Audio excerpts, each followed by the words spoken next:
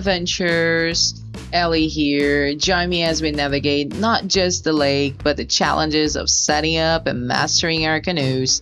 Let's dive into this adventure together and start our week with some splash.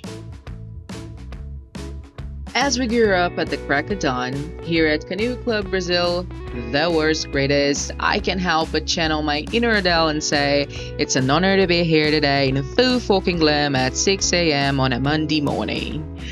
19 degrees might be warm for some, but for Rio, it's quite chilly. But yet, we're not here to whine, are we? But let's ditch the cliches. Once we hit the water, all is well. So the first challenge of the day was getting the canoes ready by ourselves. That means getting it out of the club, putting it together, and getting it in the water.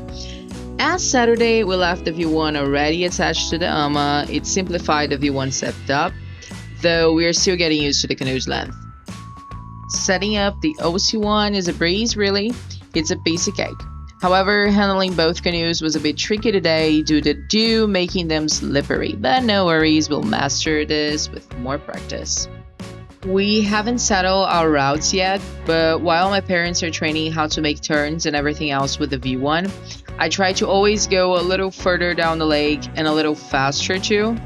I also am trying to find a way to get somewhat comfortable with the strokes of the paddle, as in questioning myself, when does it feel secure paddling on the right side, how many strokes I can do before I get tired, what makes me feel tired.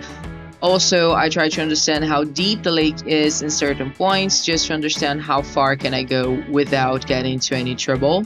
And if something happens, what's my plan of action given the possibilities? I'm also trying to pay attention to how fast can I turn. Like, for example, if I see a boat or another canoe, how fast can I get out of its way? So as you can see, the movement on a map is not like the OC6 training turns out to be every time, or any regular training, I guess. I think my main goal for now is trying to understand how do I react to several situations, because it's very hard for me not to have a plan of action or not to have the image of a movement clear in my head. I feel like I need to see it happen in my head like a movie to only then try to do it, because just words won't cut it. And that's why I think it's going to be much easier and better once I attach my camera to the Yakko, so I can actually record and see what I'm doing right or wrong as many times as I need. But another day, another huli. I'm starting to believe that a huli a day casts the bad spirits away. This time is my mom's huli. I didn't have the pleasure to have one, but I'm satisfied watching her. We had a fantastic time on the water, and come Wednesday, I'll concentrate on improving my paddle switch between sides. I've noticed that I'm not really paying attention to counting my strokes on each side. I often get distracted.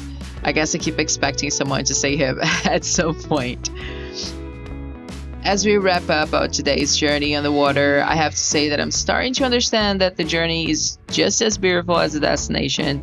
So thank you for sharing this amazing moment with me today. Keep your spirit adventurous and join me next time as we discover more together. Bye for now. Happy paddling!